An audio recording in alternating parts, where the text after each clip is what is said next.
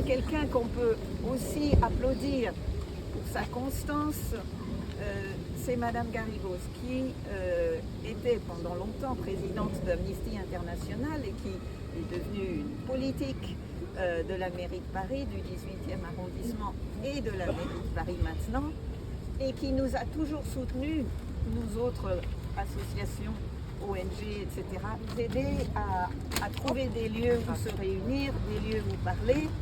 Et on est heureux de sa présence pour beaucoup de raisons. D'abord, Geneviève est une femme qui ne se fatigue jamais. Vous la verrez à n'importe quelle heure de la journée, elle est toujours en pleine forme, je ne sais pas comment elle fait.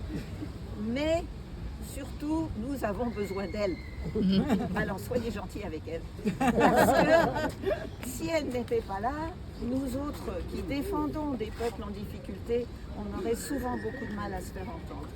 Donc merci Geneviève. Merci à toi pour ces mots. J'aimerais bien que tu nous dises ce que tu penses de ce 37e anniversaire du massacre de la place Tiananmen et que peut en penser la ville de Paris, quelque part. Alors, je ne sais pas. Bonjour. D'abord, c'est toujours beaucoup d'émotions pour moi parce que je fais partie de cette génération qui a rêvé avec les manifestations à Tiananmen et qui s'est effondrée quand elle a vu le massacre. Et ce n'est pour nous, comme toi, moi et un certain nombre ici, ce ne sont pas que des vieux films en noir et blanc, des images. Ça a été un espoir, on s'est réveillé, ça a été un cauchemar et un cauchemar qui s'est amplifié avec la politique chinoise. Après, il y a eu Hong Kong et puis on a vu le Xinjiang, ce qui s'est passé là-bas et les Tibétains. Et petit à petit jusqu'à ce que pour moi a culminé avec les Jeux Olympiques de 2008, où là on a vu comment le gouvernement chinois s'en prenait aussi à Han, aux habitants de Pékin, en les expropriant, en rasant leurs maisons, en les déportant finalement. Aujourd'hui, on voit que la Chine, Xi Jinping, est là. C'est comme un ours qui fait semblant de dormir pendant que Poutine, pendant que Trump, que Netanyahou, Erdogan et encore d'autres semblent là dans une bagarre et lui, Xi Jinping, attend. Et cette attente est inquiétante. Parce qu'on sait que la Chine n'est pas une démocratie, contrairement à ce que peuvent dire y compris certains politiques en France. On sait que la Chine a développé des technologies de surveillance dans les zones qu'elle occupe, dans les provinces qu'elle occupe, mais aussi des Chinois. On sait que ce régime est antidémocratique et qu'il étouffe sa propre population.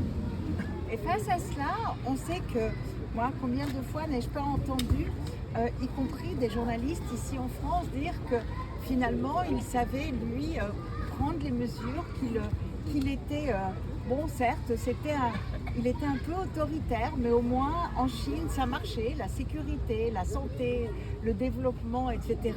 Et presque avec des regrets dans la voix de ce que pouvait être le régime chinois de Xi Jinping. Voilà. Et donc, et l'excuse derrière tout ça, c'est dire que finalement, les Chinois préfèrent la sécurité, le progrès économique à leurs droits. Et si moi je viens, comme chaque année, ici, avec vous, c'est pour rappeler que les Chinois et les Chinoises sont comme tous les êtres humains à travers la planète. Ils rêvent de liberté, ils rêvent de droits, ils rêvent de dignité, ils rêvent d'espoir et de vivre comme ils le souhaitent. Et comme en France en 1789 ou en 1870 avec la Commune, le 20e c'est l'arrondissement de la Commune, et bien où au moment de l'occupation, les Chinois, eux aussi, ont donné et donnent leur vie pour cette liberté, pour cette démocratie. Et j'ai devant moi le nom de Liu Xiaobo. Liu Xiaobo, quel souvenir quand il a reçu, excusez-moi mon émotion, quand il a reçu le prix Nobel de la paix et qu'il n'a jamais pu le recevoir et qu'il est sorti juste quand il a dû mourir il est mort de son cancer du foie. Et tout ça, c'est beaucoup d'émotions parce qu'on n'en parle pas, mais tous ces noms, c'est des personnes emprisonnées, des personnes qui ont donné leur vie parce que, eh bien, pour la liberté, pour la démocratie, et on doit vous soutenir. Et, pour conclure, je voudrais dire que certes, les politiques français, et qu'ils soient au niveau du gouvernement, des parlements, au niveau local, beaucoup de politiques font peu des droits humains et les oublient quand il est question de voitures électriques pas chères ou de microprocesseurs.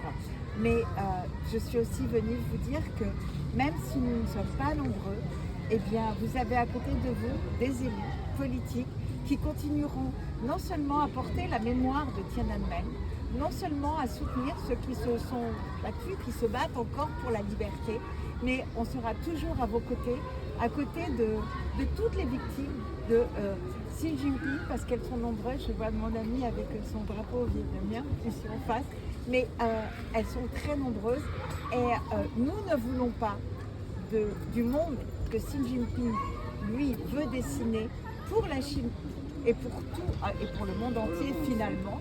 Mais nous voulons, nous, un monde où c'est la promesse de 1948, tous les hommes naissent égaux en droit et en dignité, et on continuera à se battre, y compris pour les Chinois, parce qu'on sait que c'est ce que vous voulez aussi.